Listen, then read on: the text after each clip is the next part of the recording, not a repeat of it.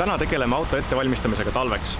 Esimese asjana pesime auto korralikult puhtaks, sest puhta auto kallal on parem toimetada ja korralikult pigipestud auto külge ei jää enam mustus nii kõvasti kinni.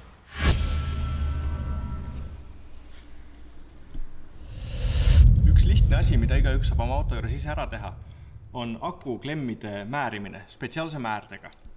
See parandab kontakti ja tagab selle, et kontaktid ei roosteta. Kontaktide roostetamine on üks peamine põhjus, miks aku talvele alalaetud võib olla. Võtad spetsiaalset määret ja mätsid nii akupoolse klemmi sellega kokku kui ka autopoolse juhtme otsa. Ja nii võib olla kindel, et see ei roosteta, annab head kontakti ja aku on laetud. Meie oleme valmis võtnud endale silikoonisprei, seda müüakse pulkade kujul ja põhimõtteliselt tuleb sellega üle lasta auto uste tihendid ja siis mikrofiiberlapiga ära pühkida üleliigne.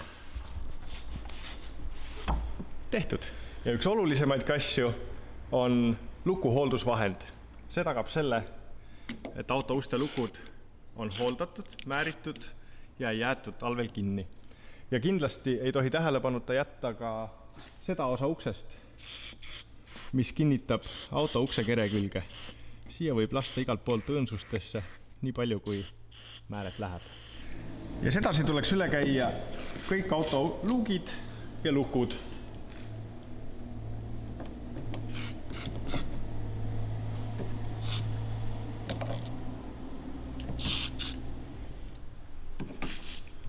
Hooldatud! Kojamehi tuleb vahetada tavaliselt siis, kui nad enam klaasi puhtaks ei pühi. Aga mina olen ajastanud selle igale sügisele, sest et talvine hooaeg on aknapesuvedelikule, klaasile ja nähtavusele niikuinii väga suurt väljakutset esitav ja lõppkokkuvõttes on odavam vahetada kojamehi, kui näiteks taluda kriimustatud klaasi. Kojameeste vahetamine alati väga lihtne ei ole, aga tasub vähemalt uurida ja teada, kuidas oma auto kojamehi vahetatakse. Ja panemegi külge uue kojamehe, siis võib olla kindel, et vähemalt selle taha nähtavus talvel ei jää ja et klaas ei saa kriimustatud. Ja lõpuks vaatan, et autos oleks olemas kõik talveks vajalik varustus.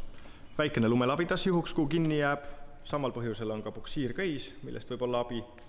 Ja kuna nähtavus on talvel äärmiselt oluline, siis olen autosse varunud jääsulatust, mida saab jäätunud akende peale pritsida ja see sulatab jää hästi kiiresti. Ja kõige tähtsam asjana korralik hari ja kaabits, sest et talvel enne sõidu alustamist peab auto olema korralikult puhastatud. Lisaks vaatan üle, et autos oleks olemas helkurvestid, sest et pimedal ajal autost väljas toimetamine võib olla üsna eluohtlik, kui teistele liiklejatele nähtav ei ole. Meie auto talveks ettevalmistamine algas tegelikult juba varem. Talverehvid said aegsasti alla pandud ning auto käis ka korralises hoolduses. Tegelikult aga ei ole korralikult hooldatud auto eraldi talveks ettevalmistamist vajagi, see tehakse ära hoolduse käigus. Küll aga on need täna näidatud pisikesed nipid sellised, mis lisavad mugavust ja mille võrra on endal lihtsalt lihtsam olla. Kas auto ettevalmistamisega on võimalik üle pingutada, see jääb iga autoomaniku enda otsustada. Mina aga kavatsen veel juurde panna ka klaasivaha, mis tagab selle, et jää ja lumi tulevad klaasi pealt kiiremini maha ja lisaks lendab sealt peaaegu iseseisvalt ära ka teiste autode ratastalt tulev pori. Kõik ainult mugavuse nimel.